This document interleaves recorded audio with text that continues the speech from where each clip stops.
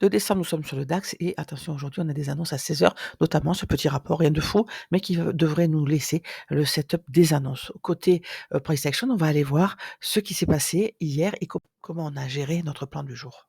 Weekly ouverture au prix de clôture et on est toujours dans la première impulsion puisque c'est la bougie weekly et la puissance 3 s'applique à toutes les unités de temps. Qu'est-ce que c'est la puissance 3? Ce sont les 3 mouvements que génère un prix, une bougie ouverture, une fausse course, le vrai mouvement, l'impulsion ici de la semaine et souvent en fin de semaine, un retracement qui va créer la mèche du bas de notre bougie.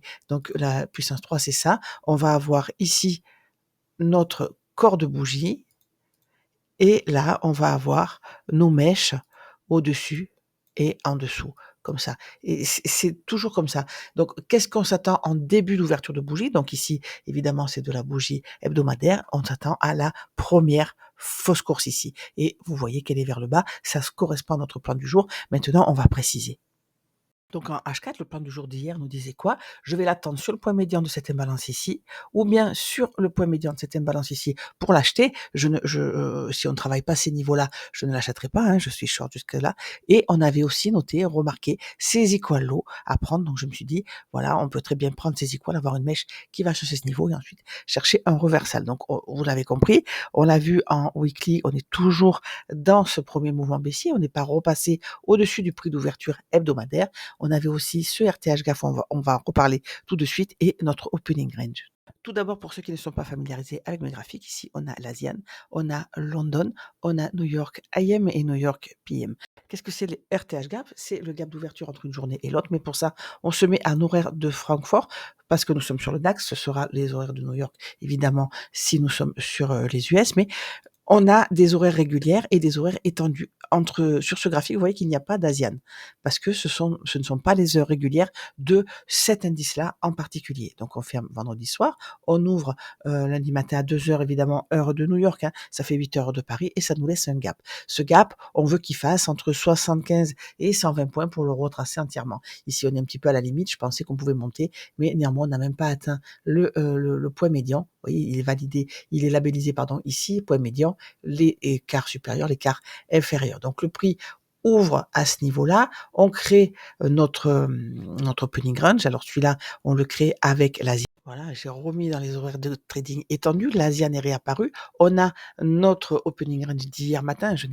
On est en train d'analyser le plan d'hier pour voir comment on aurait pu gérer. Je vous rappelle que ces niveaux qu'on attendait, c'était les 2 points médians de ces imbalances et ces equal low ici.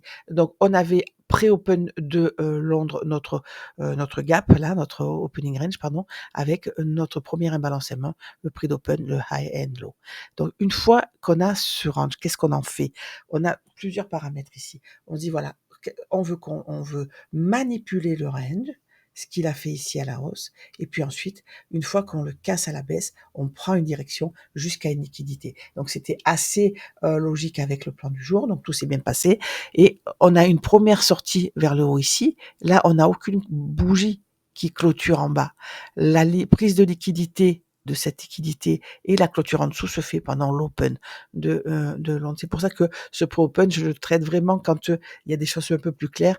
C'est très rare, j'attends souvent la prise de liquidité de l'open et un sens pour aller chercher une vente. Donc là, nous sommes à M15, évidemment, il y avait des choses à faire en petite unité de temps, mais ce qu'on peut remarquer, c'est que on reste ici, on clôture sous notre range.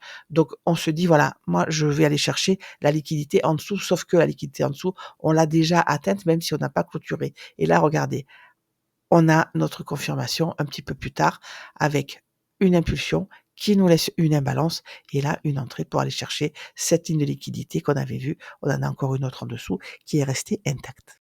En M1, toujours pareil, on a notre open de Londres, celui évoqué juste avant, avec cette prise de liquidité un petit peu plus ancienne ici, et la prise de liquidité immédiate. Donc là, on a un setup de reversal, mais encore une fois, l'important, c'est l'endroit où il se trouve, et c'est surtout qu'on a pris cet ancien haut de toute cette trend. Donc, une fois que j'ai mon setup de reversal ici, moi, j'ai les yeux à ce niveau-là, sur les 23 713, et puis évidemment, vous connaissez les autres niveaux en dessous. Que fait le prix? Il inverse ici notre premier imbalancement de notre opening range. de minuit. Donc ça, c'est important aussi et on crée, la première imbalance M1 de l'opening range de Londres à ce niveau-là. On la crée à la baisse. On vient retaquiner notre order block ici avant de partir. Donc comment, trader ça? Puisqu'on a des niveaux à atteindre en dessous, quand on a notre reversal, on a un BOS ici et on a un shosh ici.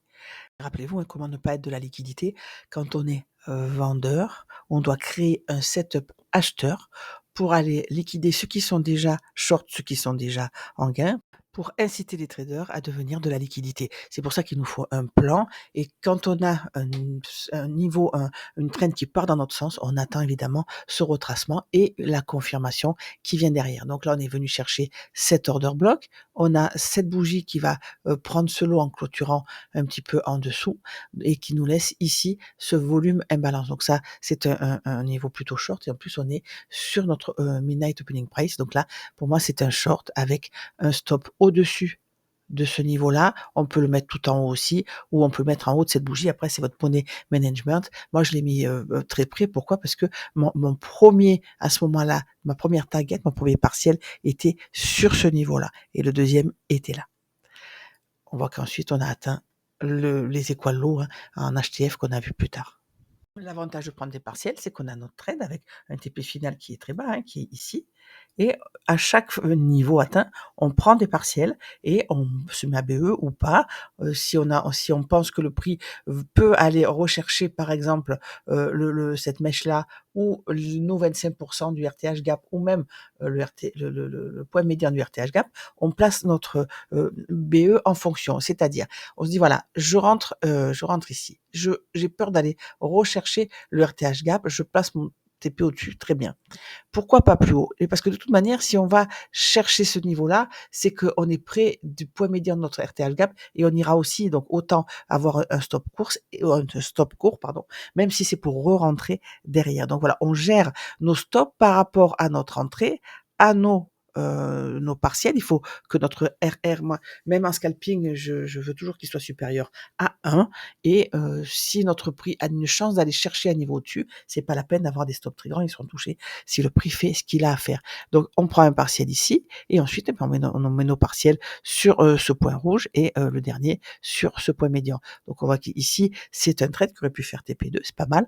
Et quand on a ce breaker là, on se dit voilà, bon ben on retrace. Quelle heure il est à ce moment-là?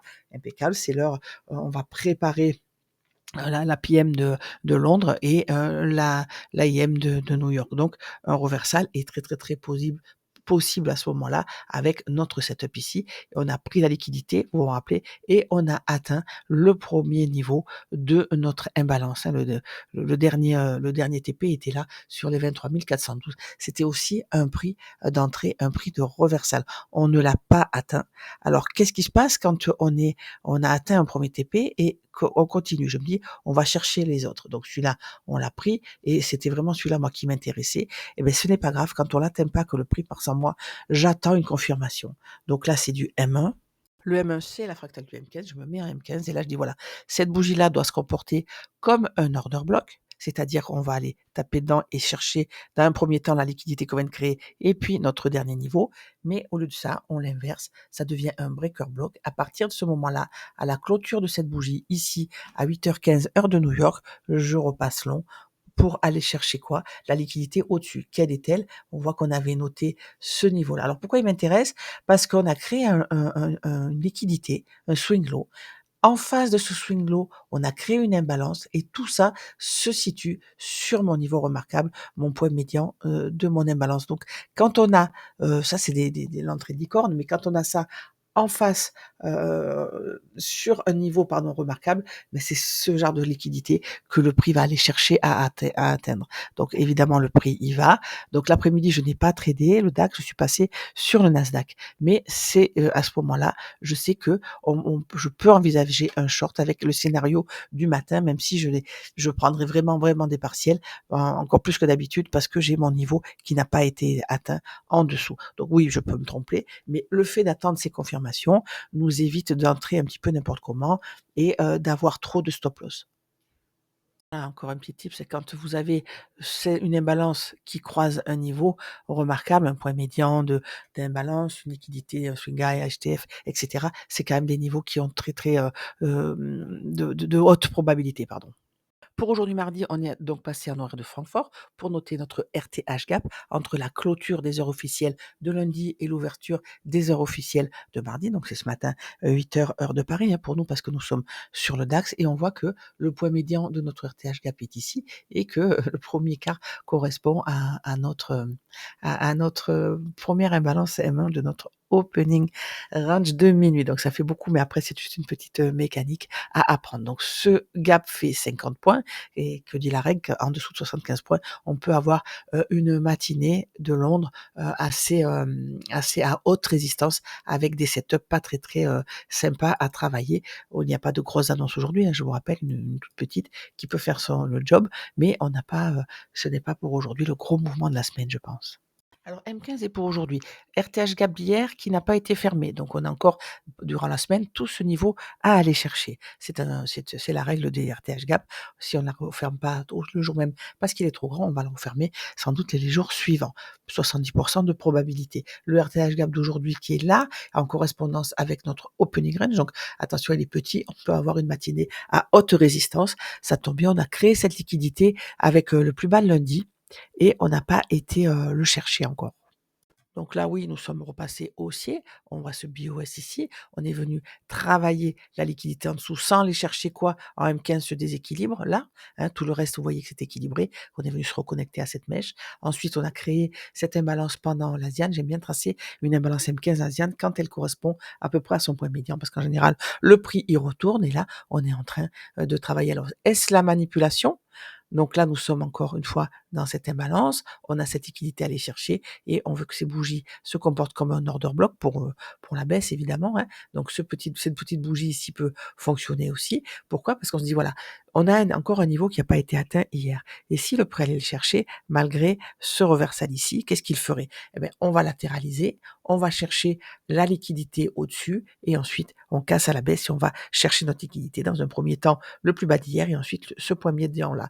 Maintenant, est-ce que le prix, en s'appuyant sur cet order block daily, je crois ici, a fait le job et repart? On a ce BOS. Eh bien, je veux donc je dis voilà, on a notre RTH gap à combler au-dessus. Pour moi, c'est parti. Qu'est-ce que j'attends pour partir à la hausse? J'attends qu'on prenne de la liquidité en dessous. Et encore une fois, pour le moment, c'est cette liquidité qui m'appelle. Donc, j'aurais du mal à l'acheter telle quelle. Encore une fois, il me faudra euh, une confirmation qu'elle est telle, eh ben, je voudrais que cette bougie-là devienne un breaker, qu'on la dépasse, qu'on s'appuie dessus et qu'on achète. Jusque-là, je vais attendre. Il est à 9 heures, voilà, on a notre prise de liquidité de l'open. On va donc se mettre en configuration de travail avec le M15 à gauche et le M1 à droite. Trois macros pré-open qui nous intéressent, ce sont celle-ci et celle-là qui nous laissent quoi? De la liquidité. High and low ici. Et cette ligne de liquidité, regardez, le prix est venu le chercher une première fois, on n'a pas réussi à clôturer au-dessus.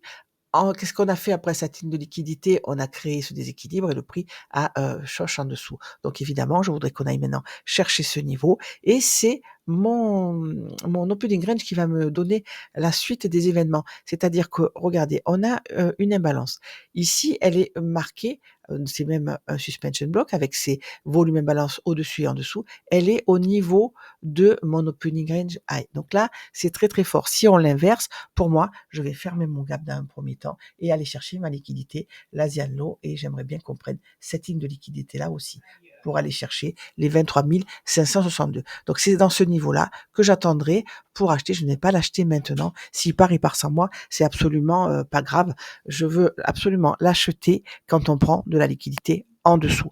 Juste la liquidité créée, ça nous donne une très haute probabilité. Et je vous rappelle que ça va être compliqué ce matin avec un RTH gap tout petit. On est dans un niveau à haute résistance. Donc, ne vous embêtez pas. Quand c'est comme ça, moi, je vais mettre une alarme sur l'Asian Low et je reviendrai tout à l'heure. Pourquoi? Pour l'acheter.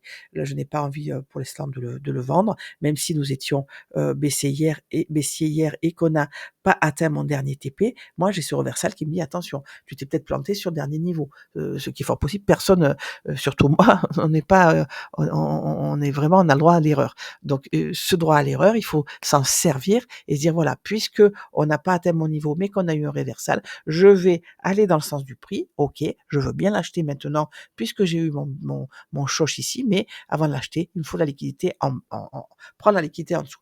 Que va faire le prix si il part sans moi? Beh, on va prendre cette liquidité ici, cette ligne de liquidité. On peut avoir, admettons, on prend cette ligne de liquidité, on peut même avoir une mèche qui vient chercher ce niveau-là et le point médian de mon imbalance à droite et puis ensuite partir à la hausse, mais c'est pas grave. Si on casse en haut, je me servirai la bougie immédiate comme d'un breaker en surveillant bien qu'on clôture au-dessus de ce haut et qu'on avec une impulsion et qui me laisse une imbalance. À ce moment-là, c'est un clic d'achat pour aller chercher quoi? Eh bien, le RTH gap ici d'hier a déjà été travaillé, donc je vais aller chercher les 23 796 et ensuite mes quarts de RTH gap d'hier que je remonterai comme une échelle. Donc, vous l'avez compris, on n'en est pas là, je veux qu'on prenne cette liquidité avant de l'acheter. Et c'est comme ça que, c'est vrai que j'attends beaucoup, c'est vrai que j'attends, des confirmations, mais ça évite beaucoup de trades poubelles, beaucoup de ça évite que quand on a un trade qui marche, on ne fasse que récupérer ce qu'on a perdu juste avant. Voilà le petit travail de 15 minutes que je fais tous les matins avant de travailler, c'est terminé. Je vais faire la même chose maintenant sur le Nasdaq puisque je trade aussi le Nasdaq l'après-midi. En général, je trade 2 heures le matin et 2 heures l'après-midi. Donc il me faut j'ai sur ma station les 2 programmes comme ça, lancés. Je t'invite vraiment à créer une routine. Ça permet de respecter les setups d'entrée et d'avoir une vie de trader beaucoup plus allégée, beaucoup plus light. Donc je te retrouve sur le Discord, l'accès est gratuit et bienvenue sur ma chaîne si tu commences à regarder mes plans du jour.